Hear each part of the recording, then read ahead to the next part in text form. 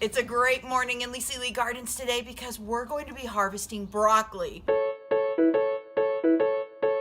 When kids ask me, hey, what's your favorite flower? I always answer broccoli because it's a vegetable, but it's a flower vegetable. You're eating the flower of the plant. So what a fun way to get them excited about eating broccoli. This is my son Ripken's favorite vegetable and favorite part of gardening is when he gets to take a knife and actually cut right underneath that flower bud. And you cut it off when it's the size that you want to eat, whether it's small or big.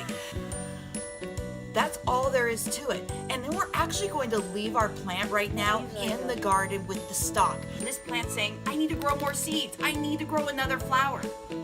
Yummy. You're not even saving it. So we're actually gonna get lots of little shoots growing off so we'll have more broccoli to eat.